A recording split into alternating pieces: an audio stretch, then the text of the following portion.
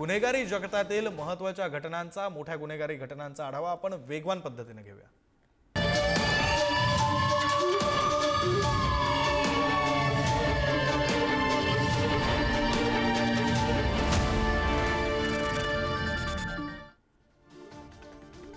सैफ अली खानचा हल्लेखोर 7 महिन्यांपूर्वी डावके नदी ओलांडून भारतात आला होता। मेघालय बांगलादेश सीमेवरून आरोपी शरीफुल बेकायदेशीर पुणे प्रवेश केला होता, तर सीमा ओलांडण्यासाठी आरोपीने एजंटला 4000 रुपये दिले असल्याची माहिती आहे।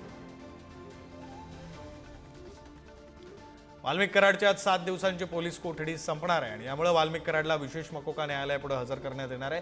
ही सुनावणी व्हिडिओ कॉन्फरन्सिंगद्वारे होण्याची सुद्धा शक्यता आहे। टोरेस कंपनीतील गुंतवणूकदार मुख्यमंत्री फडणवीसांची भेट घेणार आहेत। यावेळी मुख्यमंत्री फडणवीसांकडे आरोपींविरोधात कडक कारवाईची मागणी करण्यात आली। फसवणूक झालेल्या गुंतवणूकदारांना मदत करण्याची मागणी करणार आहेत। जालन्यातील शहागडच्या मुख्याध्यापकांच्या चौकशीचे आदेश शिक्षणाधिकाऱ्यांनी दिले। चौकशी पूर्ण करून 7 दिवसात अहवाल सादर करण्याच्या सूचना शिक्षणाधिकाऱ्यांनी दिल्या। मुख्याध्यापकांना विद्यार्थ्याला अमानुष पद्धतीने मारहाण केली होती। धुळ्याच्या शिंदखेड्यातील बियर शॉपमध्ये चोरी करणाऱ्या दोघांना अटक करण्यात आली आहे। अमळनेरमधून अटक करण्यात आलेल्या आरोपींकडून 55,000 रुपयांचं साहित्य जप्त करण्यात आलंय। या चोरट्यांनी मद्याच्या बाटल्यांची चोरी करून पळ काढला होता। नागपूरच्या बेलतरोडी परिसरातील महिला डॉक्टरची सायबर ठगसेनांनी 13 लाखांची फसवणूक केली। इंटरनेटवरून बँकेचा कस्टमर केअर क्रमांक शोधणं महिलेला महागात पडलं। खात्यातील पैसे फिक्स डिपॉझिट करण्याच्या उद्देशानं त्या क्रमांकावर संपर्क केला असता महिलेची फसवणूक करण्यात आली।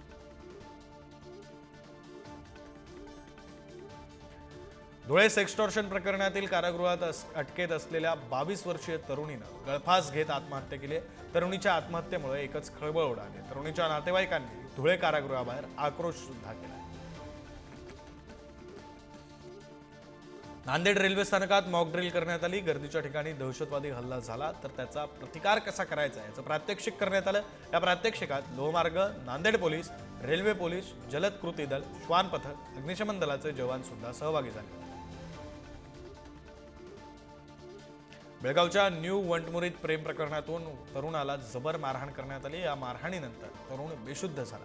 या प्रेम प्रकरणाविषयी माहिती मिळाल्यानंतर मुलीच्या कुटुंबियांनी त्याला समज दिली। त्यानंतरही मुलीला फोन केल्याच्या रागातून तरुणाला मारहाण करण्यात आली। पुण्यात दुचाकीवरून महिलांचे दागिने हिसकावणाऱ्यांना ताब्यात घेण्यात आले। या 2 आरोपींकडून 5,30,000चा मुद्देमाल जप्त करण्यात आलाय। 7 तोळे सोनं आणि 1 दुचाकी पोलिसांनी जप्त केली आहे। आरोपींकडून आणखीन गुन्ह्यांची उकल करण्याचं काम पोलीस करतात। अहिल्यानगरच्या श्रीगोंदा येथील एका हॉटेलमध्ये गोळीबार झाल्याची घटना घडली। हॉटेलमध्ये झालेल्या वादातून तोडफोड आणि गोळीबार झाली। मी डॉन आहे, पोलीस माझ्या खिशात आहेत असं म्हणत एका व्यक्तीने गोळीबार केला। शिर्डीच्या पोहगाव येथील माळवे सराफ यांच्या सुवर्ण दुकानात चोरीचा प्रकार घडलाय। कोयता आणि गावठी कट्टा घेऊन चोरट्यांचा सोनाराच्या दुकानात धुमाकूळ पाहायला मिळाला। स्थानिक ग्रामस्थांच्या सतर्कतेमुळे 2 आरोपींना पकडण्यात यश आलं। अवैधपणे दारूची वाहतूक होणार आहे या गोपनीय माहितीवरून कुरखेडा तालुक्यातील कोठणगाव नाक्यावर पाळत असलेल्या पोलीसच्या मुलात चकमा देत भरधाव वेगाने जाणाऱ्या 4 चाकी वाहनाला पाठलाग करत कढोली जवळ पकडण्यात आले। जेजुरीमध्ये दर्शनासाठी आलेल्या महिला भाविक आपली पर्स मंदिर परिसरात विसरली होती। या पर्समध्ये 10 लाख रुपये किमतीचे दागिने होते। मंदिर प्रशासनानं ती पर्स महिलेला परत केली आहे। मंदिरातील कर्मचाऱ्याच्या प्रामाणिकपणामुळे ही पर्स परत मिळाली।